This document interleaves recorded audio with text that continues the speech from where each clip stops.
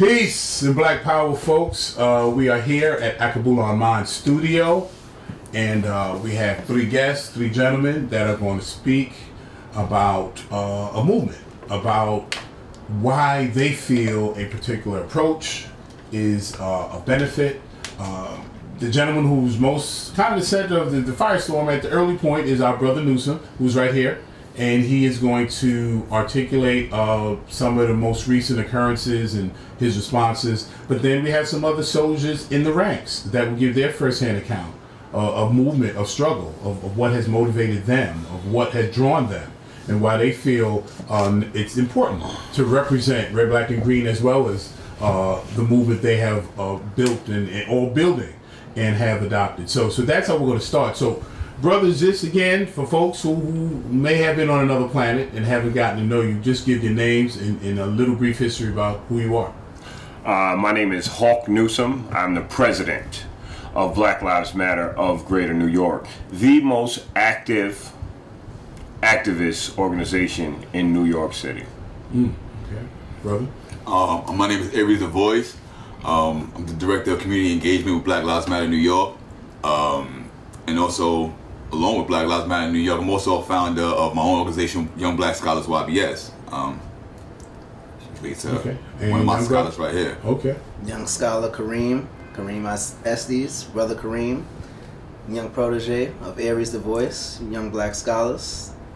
Excellent. Okay. So you gentlemen kind of represent a nice kind of age range too of what thought is politically or about what our situation is. So, but first, at the top of the things we're going to address, this most recent occurrence that took place surrounding activity you participated in. Now, I would want you to give the background as to how the participation occurred and just lay out what took place for those who may not know the whole story or only may have heard one possibly biased narrative. Saturday before last, there was a mother of all rallies happening in Washington, D.C. We organized Black Lives Matter of Greater New York initially to go there, but we found out that there was another rally in Richmond, Virginia, over a statue of Robert E. Lee. So we felt that our presence would be more impactful there. So we reached out to local Black Lives Matter groups in that area, and we linked up with folks that morning. We had a march through the city of Richmond. We ended at a church about a block away from the statue. So it was interesting. Just so you'll know, it seems like the city of Richmond is founded around this statue, which is it's kind of like an homage. It's a celebration of our oppression. But I digress. So we stopped in front of a church. We had a few speeches, and they said, "We're stopping here, but if any of you want to go to the statue, then you go ahead. We're staying here." So Black Lives Matter, Greater New York, we are organizers. Like, organizing is what we do first and foremost. So we organized the folks there, went to the statue. It wasn't that engaging. Few Confederates, white supremacists there with guns, but it wasn't Charlottesville. So we left there. On the way back home, Angelique Negroni Kearse was driving. There was a reporter who's in that car with us that gives the same account, a reporter, an unbiased reporter by the name of Chauncey Alcorn. He was in the car with us. And I woke up and we're near DC, and Angie's like, "Oh my God, I've never been here." Angie lost her husband in police brutality 4 months ago, and we brought national attention to his death. And just to show you how we move, this woman isn't a pawn or a pony that we bring out for show. No, she asked us for help. Now she's part of this movement, traveling with us, fighting with us. Angie had to use the bathroom. She'd never been to DC before. We're right here. Let's go over to the mother of all rallies and start, well, you know, start some shit. Let's let our presence be felt. We go. People were congratulating, cheering us on. Can I just jump in just a little, and just so folks can maybe understand the forethought.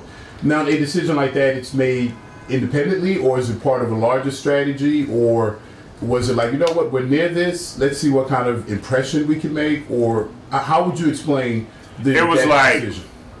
We in DC. What's up? Y'all want to do this? People in the back, about 8-10 people in the back of the van. Yeah, what's up? Whatever, let's do it. That type of thing. It wasn't like, oh, let's. We in the middle of DC. It's regular people, right? We're not like gonna sit down at a panel and call a vote. Right. So it's like you and your friends in a car, and you just left one bar, and it's like, yo, we going to another club? It's like, let's go. But right? But everyone was aware that the numbers would be, because you said like what, almost like 80 to 1, 100 to 1. 100 to 1. Right. Actually, yeah. And all these people, think about this. All these people signed up to go to Richmond, Virginia to protest white supremacists who had guns. They didn't sit in New York City and talk bad about the people who are actually doing the work. Okay? The people in New York City, some of whom was at a meeting this week, have been quoted as saying I was afraid to go. White supremacists ain't kicking my ass. Well, we ride. We were in Charlottesville, mixing it up. There's footage of me taking on white supremacists. There's footage of other members in the group getting it on white supremacy. People talk about black power. We embody black power.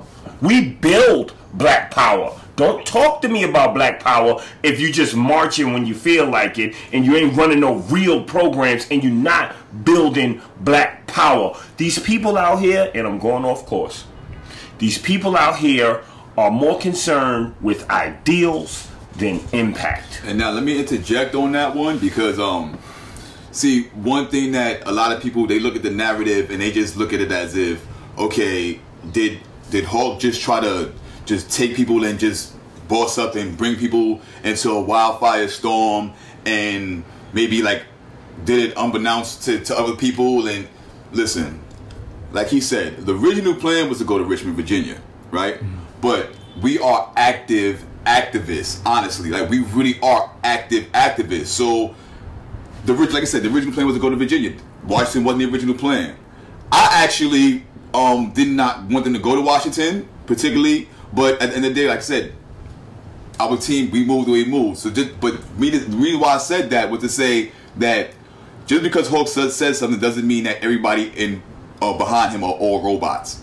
I don't want people to think that this man, whatever he says and everything that he says and everything he embodies is what embodies of everybody and encompasses everybody's opinion or ideology within the group. The thing about Black Lives Matter Greater New York is that no matter what, everybody, whatever their position is, what their ideology is built and based off of black liberation and black unity and bringing black people together, regardless of whatever situation is. We're not sitting here taking sides and criticizing each other based off of schematics, unfortunately, because that's what a lot of people do. They base their stuff off schematics, and then they say, okay, you know what? I don't want to deal with you based off of that. We're like, listen, as long as we move into a black liberation, that's what we're doing. And you know what? I want us to go. That's so deep. That's such a rich subject. Ideological motivations, and so we have to hit to that. But I want to touch on something else, because I mean, me, as you know, with my experience in security and just my studying of battle.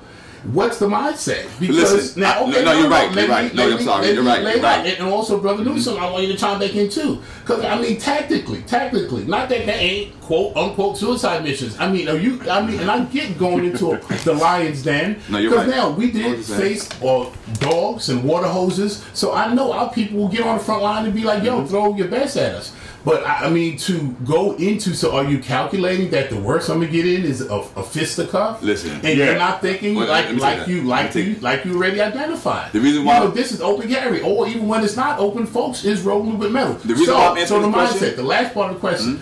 What are you thinking in your head? How far are these exchanges possibly going to go? And if they go that far, how far are you prepared to take it in self-defense? Now, it's funny as you say that, because like I said, me personally, I did not necessarily agree with the move. If you wanted to be right, I told that. Okay. I told him that. I spoke to him and I told him, like, listen, like, yo, Hawk, I didn't necessarily agree with the move. But This is why I said what I said earlier. Mistakes do happen. And that's why I say, you think I didn't, and this is why I say he's not the only person that necessarily, we have a check. You think I didn't chew his ass after that? And this is why I try to get people to understand, because everybody's looking at it and they want to come down Hawk Newsome, and then at the same time, they were mad at what he did, but people go on Facebook and then they wanted to tag people. I wasn't even in DC, okay? I get tagged also, and they say with people summoning people and saying Hawk Newsome and the members of Black Lives Matter Greater New York. Now, hold on, let me stop you right there, because no matter what we doing it as a team. Exactly. Right? So let's get that right. Like, we move as a team. They summon, they quote unquote summons us. It's as a team. Well, yo, now, Aries didn't want to go. However, we had Bobby. We had Nepal, we had Amanda, we had a few other folks that was down to ride. Oh no, This is what it is. It wasn't necessarily down to. We was down to go. I was down to go to Washington originally.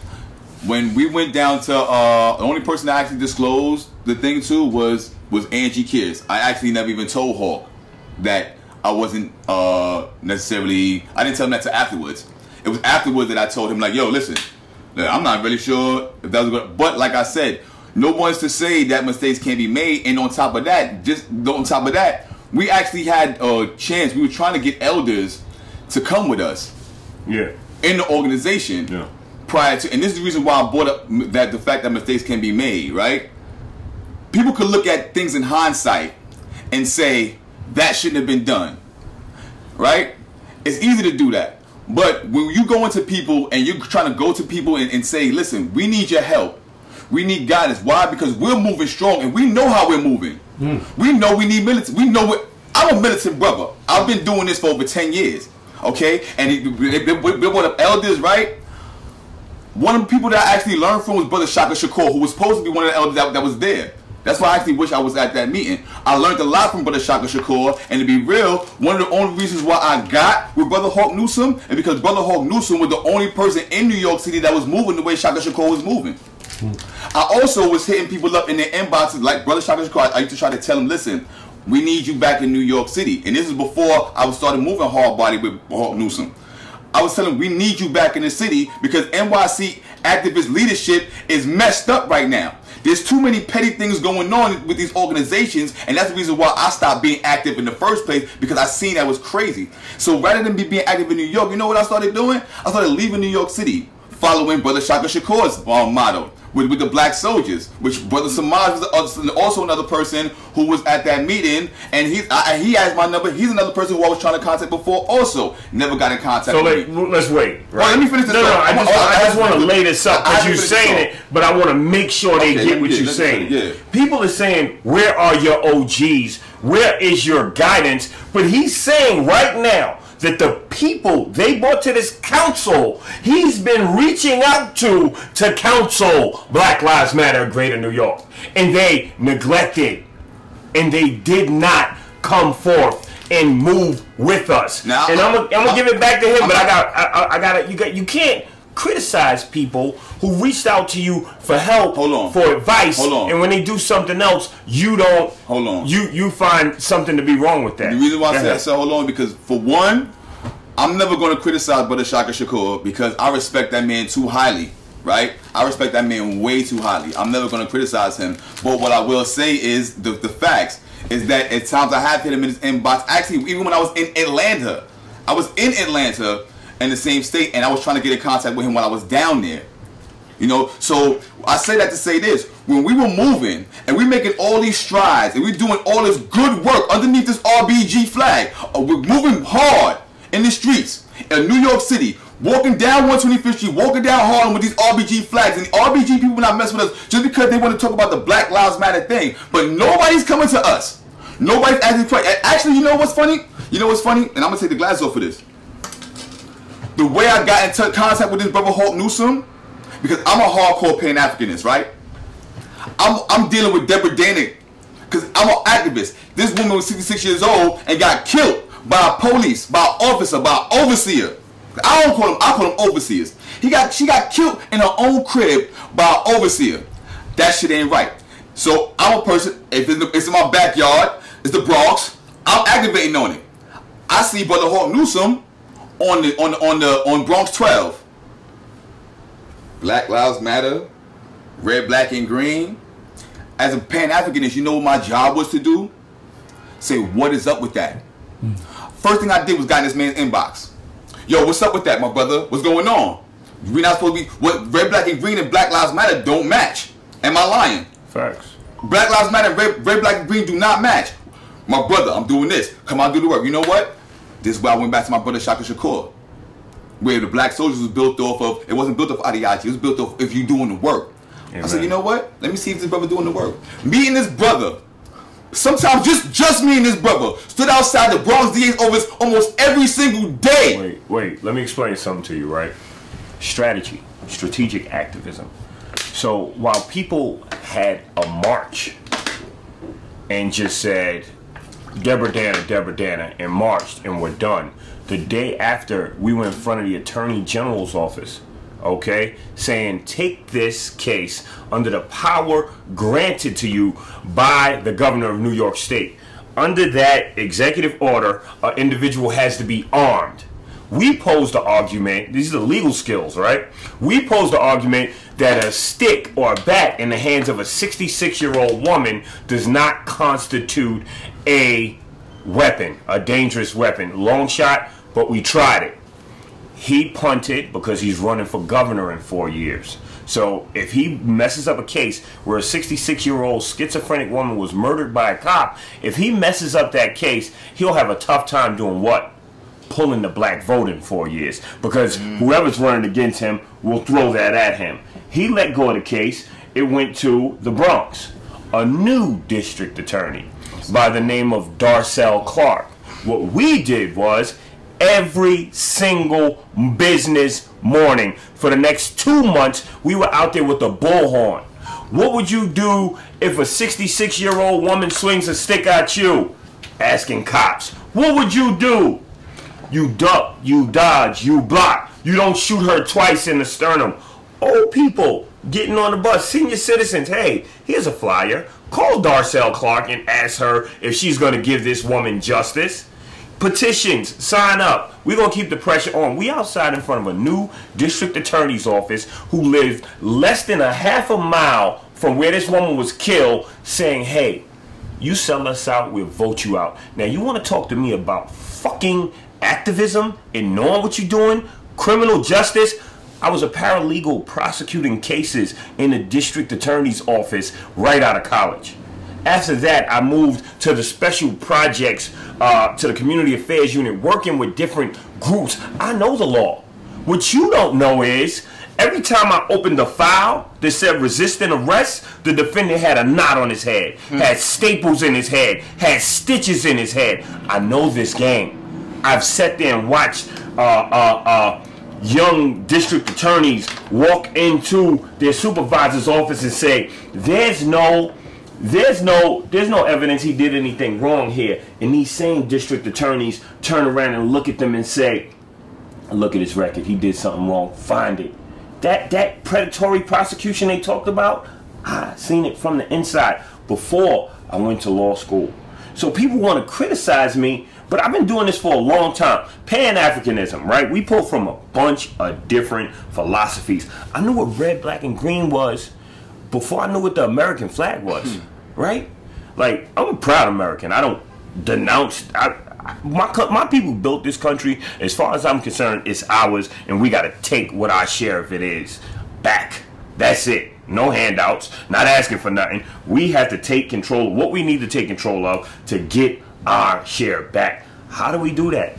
Organizing our people. True. Bringing our people together. Hold that thought. Is there possibly a contradiction there possibly in being a Pan-Africanist? Because the principles of Pan-Africanism is the collective all over the globe, all African descent coming under one. Now, our battle is to get our share of this. We built this. Our people. So, all right, you're trying to globally build a force. Like, you know, there's a Pan-Europeanism. The French, the English, American, they are locked in, and they routinely divvy up parts of the world, and because they got that clear brotherhood. Right on. So could we get that as people of African descent and have a full-out waging war with these folks tooth and nail, trying to get something from them that they committed genocide to get and brutalization? So let's fight for some of their turf. Or are we going to build with our brother, which takes precedent? Now, me personally, I've worked with a diaspora before. You know what I mean? I've organized, I've hosted events for Pan-African diaspora, right? It was like some diplomats from the whatever. What you said, yes. That's why we help people in Haiti, right? That's why we're sending toys this weekend to Dominica. Right. Which has your most allegiance? If there's a choice between those two, all our battle for getting our share of this or connecting with my brothers globally as a pure Orthodox Pan-Africanist. Because, I mean, can you serve both those masters? I believe you can, right? I believe you can, because you, like they always say, take care home, right? Like, how I can't fix my house, but I can run around the world and fix everything. None of this is pre-packaged. I'm just talking to you like I talked to you. We were sitting outside, right? If I can't straighten up home, how am I going to straighten up the whole world? So yes, I could build here while coordinating with my people. Like I said, I'm gonna tell you the truth. The cops were looking for me, right? Call me. Oh, you got to turn yourself in. You know. Whatever. That night, I was on a run on fucking Park Avenue in the Consulate General of Sweden's house. Tell me that ain't real shit, right? Building with the Afro Swedes, exchanging cultures with the Afro Swedes. What I do is real. We are building with the Afro Swedes, trying to implement Black History Month in Sweden. Right? And their numbers have grown exponentially, black people in Sweden, in years. So what I'm saying is, yes, I'm willing to build with the global network, but I got to get right here. We got to build up strength here. How do we do that? By working together. How do we do that? We see somebody has the national spotlight on them. Instead of trying to tear them down, grab me, sit me down, and let's talk about how we going to run this the right way together. Instead of trying to tear me down, strength here. How do we do that? By working together. How do we do that? We see somebody has the national spotlight on them. Instead of trying to tear them down, grab me, sit me down, and let's talk about how we going to run this the right way together. Instead of trying to tear me down, right? It might bring us full circle now. Was that an attempt at a sit down? Because we're kind of doing a hard left, going right back to the summons in. Because, you know, we were going to address that. I did go to that meeting, and it was standing room only. And I looked around, I saw committed people. And it was a mixture of emotions. You know, I felt the connection they had to you. I also felt the anger. But it's an anger, it's a family anger. It's like the kind of anger you can only get at your brother or your sister. Because only your family can hurt you the most because you love them the most. Yeah. So it's not that I thought that love was lost, but it's definitely threatened.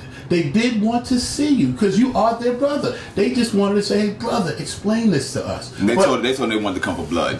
Okay. But this guy's a bad dude. He has walked into the lines. And the thing was, honestly, one of the things was that summon shit. I'm being honest with you. I'm being honest with you. Yeah, seriously. Wait. Listen, and see, everybody know Hulk because Hulk is in Hulk. He's. But this is where I get upset. Okay, brother, let me take you back, right? After Sean Bell, right? After Sean Bell, I'm a young activist working with October 22nd Coalition. Okay? I'm not new to this. After Sean Bell gets killed, right? There's a big, massive congregation that we had at the Masonic Temple where they had the Black Panthers was there. Or you say the new Black Panthers was there, but Brother Malik Zulu Shabazz was actually speaking. I believe Polite was still a Nuwapian at the time.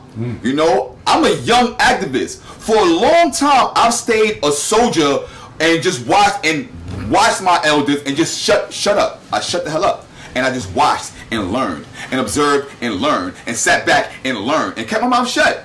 At this meeting, right, people said that they were going to come together. This was supposed to be the same time everybody would be coming together, unifying. The Israelites were there. Like I said, everybody was there. I've seen a lot of different things come out from that meeting.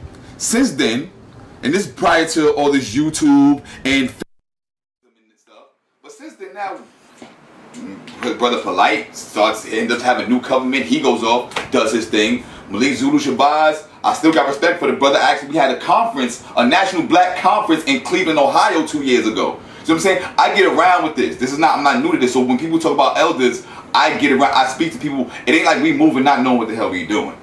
So when I see this thing, like I said, people know. I guarantee you, if I went to that room, a lot of people know my face also, and they would have been probably surprised. We get this. We see this thing on Facebook. And for it to be summoned, for one, that word summon did not sit right with me because people want to talk about police. I feel oppressed when you're going to tell me summoned. I come from the streets, okay? Summons, I only see, when I see a summons, I hear ticket. If you're coming after me, if we're going to be something about black unity and you guys felt threatened or felt mad at Hawk, cool. But once you start addressing the whole organization and say summoned, and you saying we're summoned, Hawk summoned, I'm summoned, you could have easily, people could have easily said, they having a tribunal, which is the word that I came up underneath when things happen. With the black soldiers, a situation had occurred, which I'm sure that brother Samaj Kelly knows about, and there was a situation that happened within there, and they knew there was a protocol that happened when people were brought up on charges, supposedly, and there was a tribunal held with the elders. Okay. That's now, the way you're supposed to do it. As far as calling people out, man, you were tagged, or you were in that group. Yes. Where we were summoned by family, brother. Like I said, I have a law degree, right? And I say this as respectfully as possible. If we are going to be the vanguard and the people at the front of this movement, from what I heard, the actual meeting was well organized. Mm-hmm. Yes. And presented well. Yes. So for me to get tagged on a post, which was followed by profanity after profanity, after divisiveness, after unorder, after chaos, why would I bring my team into that? Okay. Right? Why would I bring my team into that? That makes no sense to me whatsoever. You talk about strategy and being in these places. Charlottesville, when everybody ran, it was us on the front line, keeping each other together. I mean, we in D.C., we ain't butt naked. We ain't butt naked. If the shit got to go down, we ain't the only ones going to be hurt. Like I say about Charlottesville, we took some bumps and bruises, but we gave out more. Okay, now let me give my answer because you posed a question like, why step into that? Now this is my second time meeting.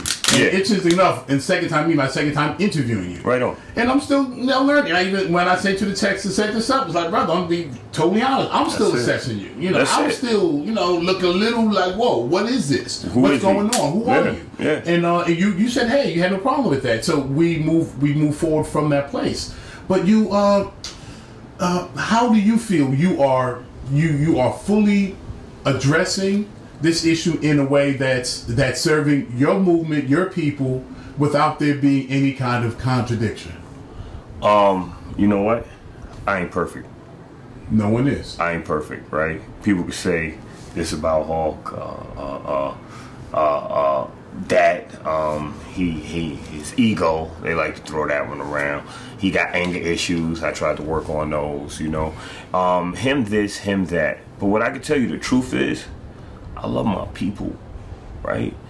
And I'm educated, right? I got a BS in BS, business, and I got a Juris Doctorate at law. So people talk about the way I speak. I spent over $250,000 to learn how to talk like this. You wonder why I could wow a crowd? Because I paid for this, right? And I studied. Like, I'm glad you said this with Pan-Africanism. Stokely Carmichael said, any serious movement for African people has to be rooted in Pan-Africanism. And I do believe in the collective. I do believe that we are connected, and I do what I've said before. Anybody who comes to America is white. I think I told you this. But when black people come, you're Jamaican. And a Jamaican, like, you're a Yankee, you're a lazy Yankee, you're an African booty scratcher, you're a lazy American. Even our folks from down south, you're a country bumpkin. All we do is build walls, right? So, I sat down with some brothers over wings from the South African consulate, right? And just building. And my number one thing is, what do we need to get past in order to have unity? And that's ego. So that means me putting down my ego and saying, hey, if I'm wrong, I'm wrong. You know what? Or how about putting down the ego and getting past the term summit and say, you know, these my brothers, yeah, they tripping. Yeah. Because I'm getting to know you, but brother, you seem like you can walk in the middle of that, and that seems like you built for that. Yeah. You built to walk into a room with what 99 to 1 type deal. Yeah. So why not? Why not go there? Because it was standing room only. And you know what? Did you see? Did you see? You're right. It wasn't presented like that. Did you see our declination? Did you see the way we declined? Did you read it? I read it. And what did it say? And your statement. They read your statement. It was handled. The event was handled in such a balanced way. There was passions expressed, but it was balanced. There was no. I didn't. And I was new to some of the faces there, but they were the legends there. The brother you spoke of was there. The folks came out for this because this is so important. Red, black, and green. Folks had died for our liberation. Yes. Nobody else's. Yes. Ours. Yes. So okay. those I gotta challenge you on something. I gotta challenge you on something, right? Red, black, and green, right? Now I told you before, there are gay people, LGBTQIA community members in our organization. How does the RBG community feel about homosexuality? Can I express what I feel the opinion of it is? As the whole. And then for me, and I hope for those listening, anyone even hearing this topic, I put the emotion right on the side, right from the get-go. Because, there is the brother, the cousin, the people we love in that lifestyle. So I get what the conflict is. But if we can put that aside for a moment, and I'm just speaking purely tactical. And tactically staying on the planet requires certain things. It requires your people being produced. And on basic levels. So a philosophy that in any way undermines, well, our abortion rate's already insane. You know, so many of us are being lost and brutalized in these various systems globally. So for us to survive on a strictly survival basis, I have to be a part of what's going to produce the unions that are going to keep our members here. So and only a man and woman can do that. Right on. And no disrespect for the people who are in those other modes, but tactically, it's almost an unadoptable position. Would you say that's the position of most of the elders, or the folks who were there present? It would be so much hubris to seem to speak to them, but in this instance, I'll go out on a limb and say yes. Yes. Okay. So that panel was based on a fallacy. How you gonna have and like I told you, I've worked with some of these gay people. I don't have anything against the gay community. What people do is their business, right? But how you gonna have a panel, a tribunal, and have gay organizations as a member when you are fundamentally opposed to homosexuality? So you are calling me out for disrespecting the set of rules that your judging body is not fucking applying. Now think about that point. That's interesting. It's interesting. This is why. Come on, and you want to talk to me about purity of rules? You called me and said, "Listen, respect me. I'm one of the hardest working groups in New York City. We produce results." The other night, I studied so many people. Abraham Lincoln. I like great leaders, right? Abraham Lincoln, when he gets mad, he'll write a letter to somebody, stick it in the desk, and never send it. I wrote a 15-paragraph response to that post and deleted it, right? You know what it said? It said we started last year, right? We started last year in the summer. We started with, I ain't voting until Black Lives Matter. Yep. We went to RNC. Skinhead said Black Lives Matter better not come. We jumped in the whip. We out there. Heavy, right? Had 10, 15. Nick Cannon met us. So now we got star power. CNN, TMZ, Hollywood Tonight, all saying what? If the Republicans and the Democrats don't represent black people, add us to your platform, then we are not voting for you. National attention. While niggas is chilling, right? Delron Smalls come back home. Delron Smalls killed or whatever, or maybe a little bit before. Delron Smalls killed. They have a march. Police mess up the march. I take what's left of the march, send people to the FDR. Fuck it, come and get me if you want to. Send them to the FDR. You take that block, you take that block. Ain't no way they gonna stop us from shutting down this highway tonight. People from that room was in there. We shut down the highway. So that's that. Deborah Danner gets killed. Like you heard it already. 2 months in front of the DA's office saying, convene the grand jury. Guess what happened? The grand jury got convened. Guess what happened? she didn't do that because she had a good heart or because the evidence was there. She did that because there was enough people making enough noise that if she fucked this up, she wouldn't get elected again. That's pressure. After it was out of the news. After it was out of the news. That's pressure, and research it in the New York Times. Everything I'm saying can be validated in Google. Anything. You talk about, oh, he always in the news. I'm always in the news because I'm there working. Imagine what's not in the news. like people think about things like that. This is the reason why I get so passionate about this, because people don't understand the work that we put in. And honestly, when I first got with the brother, people don't understand. I got with the brother as a Pan-Africanist, and I took a lot of hell for it. I got brothers in South Carolina, brother Shakim Ahmed Aket, who's big out there, big RBG out there. Huge RBG. This button that I got right here, this Black Panther button, well, this button I bought from Brother Shep right here. This button right here, I got from the chairman of that Springfield New Black Panthers right here, Brother Keith Muhammad. I'm also in contact, who's reviewing the tape with Brother Eastern Regional New Black Panther chairman, Brother Hebel. So when people say that we don't have, they don't know what council we have, because people have never come to us, and we were going to people. This is why I feel so bad. This is the reason why that council, or calm down. This is the reason why I feel so passionate in what I do, because when I'm calling for help and I'm going to people like, you know what, just come check us out. Come the same way. That's why hopefully moving forward, now that we have people's attention, hopefully we can all move forward, because the biggest stigma that held us back from people like wanting to join was just this Black Lives Matter, and the fact that everybody swore it was George Soros funded, everybody swore it was LGBT, everybody swore that. And the funny thing is, and this is what I told Hawk, I said it's crazy that it took for him to do the one thing that nobody liked. It took one thing that nobody agreed with for people to finally want to sit down and start asking these questions about our elders, for people to finally start asking questions when we was trying to go to these same people. So if we're trying to go to these people, why did it take for him to make the one move that everybody's saying, well, why did he do that? Oh, but did he do this? Oh, did this guy bring people into, did he think when he brought people to DC? What? You're asking these questions now, a year later. They should have asked if I thought about it when I invited them. Because they got invited.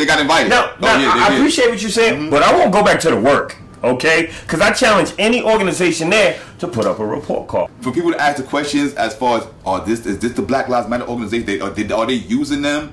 It's like, no. For one, no. I'm not going to say that people couldn't think that, because, like I said, I didn't think about it, but once you said it, I'm like, wow, you know what? If I'm on the outside in, I may think the same way, you know? But that's what I said. My answer is, okay, well, right now, to me, being in this organization, right now, we're at the point that I was trying to get us to last year. And I don't mean as far as work, because you see the work that we can do that. Right. I mean as far as us uniting with our elders, with our people, so that way we can move forward. Because it's hard. This is one of my young scholars right here, right? You see this, right? This is my organization, Young Black Scholars Building Leadership, Answering Questions. Now, I haven't even had time to even deal with things that I've been doing, because when you see a bigger cause, you go with it. So I'm moving with my brother, but at the same time, because I wanted to get more people in, and we weren't able to, we actually lost more people, because people started getting scared and believing in George Soros. So we actually had great people on our executive board who, when we were really moving, they end up even leaving because they started getting, oh, we're gonna get killed. We're gonna get killed. Y'all got money, y'all just ain't sharing it. Now that we've been denounced by the global network, now that everybody knows now that, okay, they're not with the global network, now some people started coming back. Because now they're like, oh, now we can trust the fact that you guys are not that. But that's basically what I wanted to say. If you guys feel that way, it's the same thing. You guys can come, ask, ridicule. I told people, tear us down if you want to. That's what I told people. This brother, he told me, that's what I want. He said, I want people to come. You ask with all your questions. Come with anything you want. Because we're trying to prove to you guys, we're trying to prove to all our people that we are for black liberation. If I put my face on the front lines right here, I'm literally my face. I walk through Harlem all the time. I walk through one of the hardest streets. I live on one of the hardest streets in the Bronx. The 44th precinct runs terror through my neighborhood. And guess what? We give them terror back. Unfortunately, fortunately, and unfortunately. Same hood. Four blocks from each other. And we 4 blocks from each other. And I didn't even know that. Same hood. So it's not like we're dudes same that's people from. we know. We know same. I didn't even know that.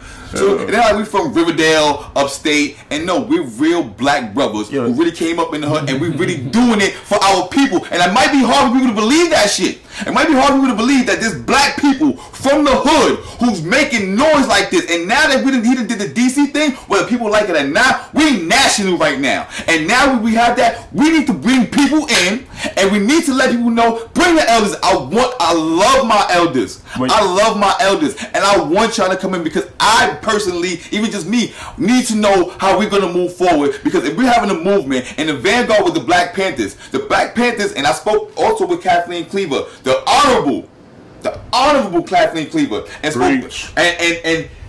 she's one of the best. When you spoke to her? Oh, I had on this Black Lives Matter shirt, okay. And she told me that when they were doing anything, they didn't answer to any elders. They made a lot of mistakes. A lot of people were looking at them in their own community. Black people were looking at them like they were crazy. Things had never been done before. We're trying to follow a protocol and a step of things that were already done and expecting it to work. Some people might have certain things, but sometimes you might have to do something a little bit to shake things up. Yeah. Sometimes. I think this is a great segue. All warfare is based on deception. Hence, when we are able to attack, we must seem unable. When using our forces, we must appear inactive. When we are near, we must make everyone believe that we are far away. Sun Tzu. My enemy will never know everything that I think. My enemy will never know how I truly feel about them. And if you want to let your enemy know everything about you and everything you feel, you go right ahead. All warfare is based in deception. But how much should your comrades know about you? How much should the brothers could it be a hard left and they just got to keep up? Or you know what it is? Make this make sense to me. Let me know, and if possible, give me a heads up that this is coming. If that's what it is, right? You call me like Aries called me. Fuck is you doing? Like, what the fuck? You gotta who you picking up? I shoot his ass out. Okay, I understand who that. Picking up? But I'm like, yo, Aries, let me explain something to you, right? We went in there ready to get it on, right? And they threw us a mean curveball. Like, you know what? Y'all boys, y'all Black Lives Matters won't come in here. We believe in freedom of speech, so here. Oh shit, right? What am I gonna do now? Like, if I go over here to the corner, I'm gonna look like a coward. If I take the message and go up and scream, fuck you, fuck Trump, I know anti-fascist, no platform for fascists, I'm gonna kick the microphone over, break the Trump statue. Yeah, you know what? They know that's how we feel. Now, I probably would have did that. Yeah. Unfortunately. Yeah. And I did it in Charlottesville a couple weeks ago. Got scars to prove it, right? Yeah, but right? Shit. And more than I went up there and I'm gonna tell you this, like, he know I'm a hardcore Christian, right? Like, I stopped drinking. I don't do anything. You know what I mean? I don't have any vices. Like, I'm a hardcore Christian, right? I ain't perfect, but let me tell you this. I put it on God, right? When I went up on that stage, I just wanted those people, to understand who we are. Like, nah, we not extremists, thug, new word for nigga, terrorists. We not, no. We are educated. We are strong. We are organized, principled, ethical. Maybe not ethical all the time. We get dirty if we need to, but like, honestly, I just want them to understand. Like, we're pleading for their understanding of our humanity. Hell like, no. Hey, I am a human being, guys. Nah, you ain't gotta understand that I'm a human being. I want you to understand why I'm fighting. Like, why I'm fighting. Like, this is a valid fight. Or it's why I'm fighting you and what you stand for. Yeah. So what does that say? But here's what you do. Here's what you do, right? Here's what you do, right? I'm gonna take what you believe in at your core, and I'm gonna flip it on you. Oh, you're American. Word. You believe in the Constitution? Word. You believe in justice for all? Well, why are you letting black people get choked on TV? Right. Because everything here is America. I'm an American. You're an American. Everything is America. So it's liberty and justice for all, right? Then why are you letting black people getting choked on TV? Exactly. Another thing that nobody aired. I don't know why they didn't air this, right? Yes, you do. I said, No, why they didn't no, air I it? said, I'm a Christian. I don't know if your Bible is different from mine, but my Bible says Love thy neighbor. Love thy neighbor. Exactly. And that neighbor doesn't have to be from the continental United States of America. All these ICE raids, all this targeting that Trump's doing, it's in black and brown neighborhoods. So here it is. Your Bible says love thy neighbor, but you hating your neighbor that's around you. Okay. I'm exposing hypocrites. Which I get, and by this, me having the advantage of my second interview, so I do remember this part. And I posed at that time, as eloquent and as good as you and many others may be, to swaying public opinion and swaying maybe some laws and getting, you mentioned Garner being choked out and swaying Sessions to see, because of his base now putting fire because we won them over. I mean, can a generation from now somebody else win them back into the same direction? I mean, the Reagan years, I mean, different agendas come in. As Pan-Africanists, we will build something that will weather whatever storm these people. I mean, we can't be on the behest of how they feel about us. When they have the weapons, they have the economy, they have the power. Okay. That's why black power only concedes to an equal or greater power. Right on. If you're only just waiting for someone to give or grant you something taking it. as your survival system, that's precarious, good brother. I beg to disagree. I'm building power. I'm building a black voter bloc. I'm running my own candidates. Most importantly, not for those. You ready for this, brother? Go. That speech, and y'all gonna hate me for this, but as you know, Hawk Newsome really don't give a fuck. That speech, which went into so many American. Look at Aries putting his head down. I don't even know what he's gonna say. Right? I don't know what he's gonna say. I'm like, That oh, speech that went into so many American homes got the white stamp of approval on it, right? So that means it's acceptable now, right? So that means black conformists could feel comfortable saying Black Lives Matter now, right? Because you think about Barack Obama. Y'all can hate me for this, but I'm telling you the truth. It wasn't until Iowa that black people got behind Barack Obama. It wasn't until the good white folks of Iowa said, oh, it's all right. So now, white people are saying it's all right for you to fight for your rights. Now, people who would never, I'm glad my live show, people who would never share, people who I know would never share Black Lives Matter stuff is sharing it. I'm sick of racism. I'm sick of the oppression. We just gave people the right to fight back. You ain't gotta see it.